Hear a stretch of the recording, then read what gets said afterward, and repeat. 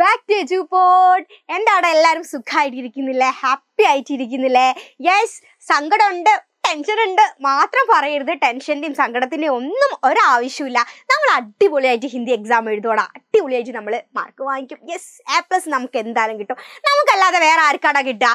Yes, അപ്പോൾ എന്താടാ ഞാനിങ്ങനെ ആലോചിക്കുകയായിരുന്നു. എൻ്റെ മക്കൾ 9th വന്നു. അപ്പോൾ 9th നമ്മളിങ്ങനെ തുടങ്ങി നമ്മൾ ആ ഗ്യാങ് അങ്ങ് വലുതായല്ലടാ. യെസ്, ലൈവും കാര്യങ്ങളൊക്കെ ആകുമ്പോൾ നല്ല രസമുണ്ടായിരുന്നു. സത്യം പറയുക, ഒരു വർഷം തീരാൻ പോകുമെന്ന് പറയുമ്പോൾ ശരിക്കും വിശ്വസിക്കാൻ പറ്റുന്നില്ല. ഇനിയിപ്പോൾ നിങ്ങൾ ഞാൻ കാണുക 10th ക്ലാസ്സിലെത്തി വലിയ കുട്ടികളായിട്ടല്ലേ ഞാനിങ്ങനെ ആലോചിക്കുകയായിരുന്നു. യെസ്, അപ്പോൾ എന്താണ് ആ ഒരു കാര്യത്തിൽ മിസ്സിന് എന്താ പറയുക, കുറച്ച് സങ്കടമുണ്ട്. കാരണം 9th നല്ല അടിപൊളിയായിരുന്നു, നല്ല രസമായിരുന്നു ലൈവും കാര്യങ്ങളൊക്കെ, നിങ്ങളുടെ കമൻസും. അതായത് ഞാൻ എന്ത് ചോദിച്ചാലും അതിന് പെട്ടെന്ന് റിപ്ലൈ തരും.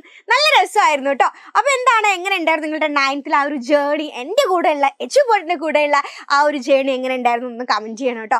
യെസ്, അപ്പോൾ ഞാൻ പറഞ്ഞു വന്നത് എന്താണെന്ന് വെച്ചാൽ, നമ്മളിപ്പം നമുക്കറിയാം നമ്മൾ ഓൺ എക്സാം അതുപോലെ ക്രിസ്മസ് എക്സാം ഒക്കെ എഴുതി. സോ എങ്ങനെയാണ് നമ്മുടെ ഈ ഒരു 9th അല്ലേ ഹിന്ദിയിൽ എങ്ങനെയാണ് ക്വസ്റ്റ്യൻസ് വരിക, ആ കാര്യങ്ങൾക്കൊക്കെ നമുക്കൊരു ധാരണയുണ്ട്.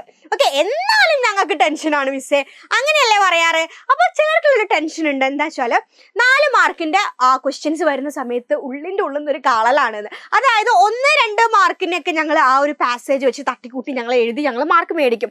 പക്ഷേ ഈ 4 മാർക്കിൻ്റെ വരുന്ന സമയത്ത് 4 മാർക്കിന് പ്രധാനമായിട്ടും ആരൊക്കെയാണ് വരിക? യെസ്, ഇവരാണ് വരിക. ആരൊക്കെയാണ്? പത്ര, ഡയറി, പട്കഥ, വാക്യ പിരമിഡ്, പോസ്റ്റർ, ടിപ്പണി, ചരിത്രകഥ ടിപ്പണി. ഇവരൊക്കെയാണ് 4 മാർക്കിന് വരുന്ന മെയിൻ ആയിട്ടുള്ള ആൾക്കാർ അല്ലേ. അപ്പോൾ ഇവരുടെ ഫോർമാറ്റ് ഞങ്ങൾക്കറിയാം. ഞങ്ങൾക്ക് ഫോർമാറ്റ് ഞങ്ങൾ ഒപ്പിച്ചെഴുതും. പക്ഷേ ഈ ഫോർമാറ്റ് അറിഞ്ഞുകൊണ്ട് മാർക്ക് കിട്ടുമോ? ഇല്ല. ഈ ഫോർമാറ്റിലേക്ക് എങ്ങനെയാണ് ക്വസ്റ്റ്യൻസ് വായിച്ചിട്ട് ആ ക്വസ്റ്റ്യൻ വായിച്ചിട്ട് എങ്ങനെയാണ് ആ കണ്ടന്റ് ഈ ഒരു ഫോർമാറ്റിലേക്ക് അപ്ലൈ ചെയ്യാന്നുള്ള കാര്യത്തിൽ ഞങ്ങൾക്ക് എവിടേക്കൊക്കെയോ എന്തൊക്കെയൊക്കെയോ ഡൗട്ട് ഉണ്ട് എന്ന് ചോദിക്കുന്നവരുണ്ട്, പറയുന്നവരുണ്ട്.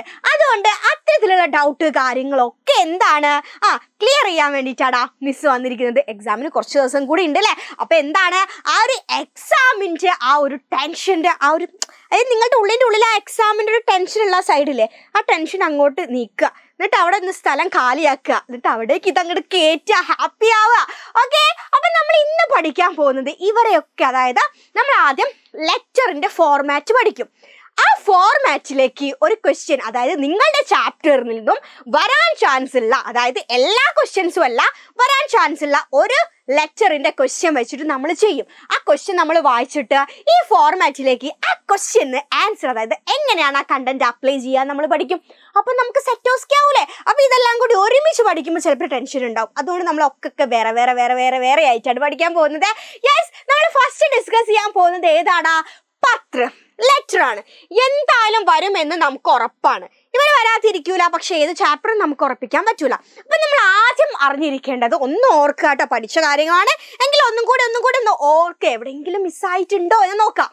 ഓക്കെ, അപ്പം നമ്മൾ ഫസ്റ്റ് തന്നെ വീണ്ടും പറയാം, നമ്മൾ എക്സാം ഹാളിൽ പോകുന്ന സമയത്ത് പെന്ന്, പെൻസിൽ, സ്കെയിൽ, റബ്ബർ ഒന്നും ഇല്ലാണ്ട് പോരുത്. ഒക്കെ ആയിട്ട് ബോക്സ് ഒക്കെ ആയിട്ട് പോവുക.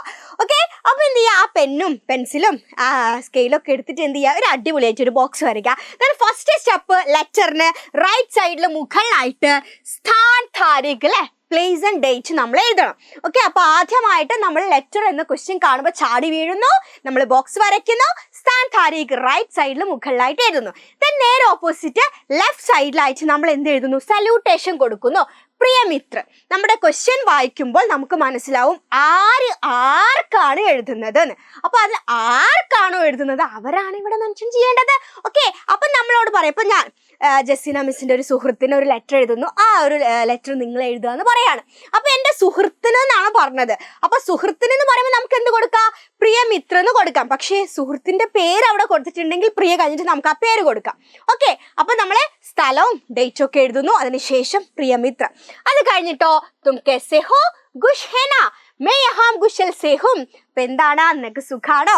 നീ ഹാപ്പി ആയിട്ടിരിക്കുന്നില്ലേ? ഞാനിവിടെ അടിപൊളിയായിട്ടിരിക്കുന്നുണ്ട് കേട്ടോ. ദെൻ എക് ബാത് ബതാനെ കെ ലിയേ മേ യേ പത്ര ലിഖ്താ ഹും. ഞാനൊരു കാര്യം പറയാൻ വേണ്ടിയിട്ടാണ് ഈ ഒരു ലെറ്റർ എഴുതുന്നതെന്ന് പറയാം. ഓക്കെ, അത് കഴിഞ്ഞിട്ട് നമ്മൾ ക്വസ്റ്റ്യൻ നല്ല രീതിയിൽ വായിക്കുമ്പോൾ നമുക്ക് മനസ്സിലാവും എന്താണ് ആ ലെറ്ററിലേക്ക് നമ്മൾ എഴുതേണ്ടത്, ആ ലെറ്ററിൻ്റെ സബ്ജക്റ്റ് എന്താണ് എന്നുള്ളത് നമുക്ക് മനസ്സിലാവും. അത് വളരെ കൃത്യമായിട്ട് ഇമ്പോർട്ടൻ്റ് ആയിട്ടുള്ള കാര്യങ്ങൾ മാത്രം വളരെ ചുരുക്കിയിട്ട് നമ്മൾ എന്ത് എഴുതണം, ഇവിടെ എഴുതണം. അതിനുശേഷം ലെറ്റർ എങ്ങനെ അവസാനിപ്പിക്കും? വാപ്പസി പത്രക്ക് ഇന്തസാർ മേ. ചിലപ്പോ നമുക്ക് എന്ത് എഴുതാം? പ്രതീക്ഷ എന്നും ഇവിടെ കൊടുക്കാം കേട്ടോ. അപ്പൊ എന്താണ്? വാപ്പസി പത്രക്ക് ഇന്തസാർ മേ എന്ന് കൊടുക്കുന്നു. ഓക്കെ, ലെറ്റർ കഴിഞ്ഞു. ദെൻ എന്ത് ചെയ്യണം? റൈറ്റ് സൈഡിൽ താഴെയായിട്ട് തുമാര മിത്ര നാം ഹസ്താക്ഷർ, അതായത് ആരാണോ ലെറ്റർ എഴുതുന്നത്, ആർക്കാണോന്നല്ല, ആരാണോ ലെറ്റർ എഴുതുന്നത് അതാണ് നമ്മൾ റൈറ്റ് സൈഡിൽ താഴെയായിട്ട് എഴുതേണ്ടത്. ദെൻ നേരെ ഓപ്പോസിറ്റ് ലെഫ്റ്റ് സൈഡിലായിട്ട് എന്ത് എഴുതണം? യെസ്, ടു അഡ്രസ് ആണ്, ആർക്കാണോ എഴുതുന്നത്. ഓക്കെ, അപ്പൊ ചെറിയൊരു ബോക്സ് വരയ്ക്കുക. സേവാമേ നാം പത. പത എന്ന് പറഞ്ഞാൽ എന്താ? അഡ്രസ് ആണ് കേട്ടോ. ഇത്രയേ ഉള്ളൂ എന്ത് നിങ്ങളുടെ ലെറ്ററിന്റെ ഫോർമാറ്റ് എന്ന് പറഞ്ഞാൽ. ഇത് ചിലപ്പോൾ എൻ്റെ മക്കളുടെ മനസ്സിലൊക്കെ സെറ്റ് ആയിരിക്കും. പക്ഷേ ഇതിലേക്ക് ക്വസ്റ്റ്യൻ വരുന്ന സമയത്ത് എങ്ങനെയാണ് എഴുതേണ്ടത് എന്നുള്ള കാര്യത്തിലൊക്കെ ഡൗട്ട് ഉണ്ടാവും. അതുകൊണ്ട് നമുക്കൊരു ക്വസ്റ്റ്യൻ ചെയ്ത് നോക്കാടാ.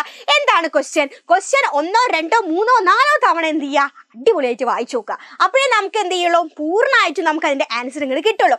ചിലപ്പോൾ ഒരു തവണ വായിക്കുന്ന സമയത്ത് ചിലപ്പോൾ നമുക്ക് 2 വായിക്കുമ്പോൾ 3, 4 അങ്ങനെയാവും. ഓക്കെ, അപ്പൊ നോക്കിക്കേടാ. टीवी देखने के लिए गोबू और लल्लू के साथ चुन्नी मनोहर चाचा के घर जाती है. അതായത് നമുക്കറിയാലേ ടി വി എന്നാണ് ഇത് വരുന്നത്. ടി വി ഇമ്പോർട്ടൻ്റ് ആയിട്ടുള്ള ഒരു ചാപ്റ്റർ ആണല്ലേ. യെസ്, അപ്പൊ എന്താണ്? നമ്മുടെ ഗോപുവും ചുന്നി ലല്ലും കൂടി മനോഹർ ചാച്ചയുടെ വീട്ടിൽ ടി വി കാണാൻ വേണ്ടി പോവാണ്.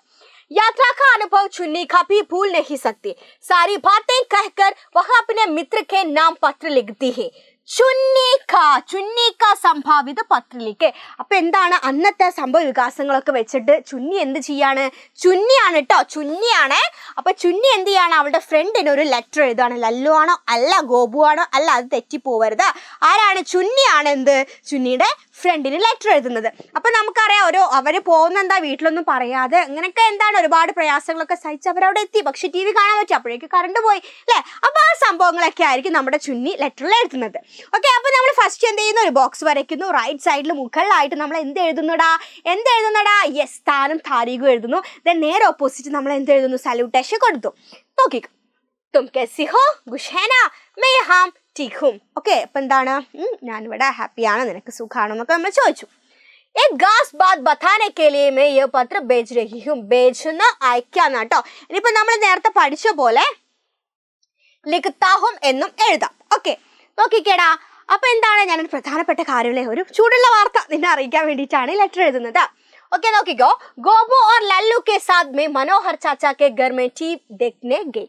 മനോഹർ ചാച്ച तो पहाड़ के उस पार दूसरे गांव में रहते हैं.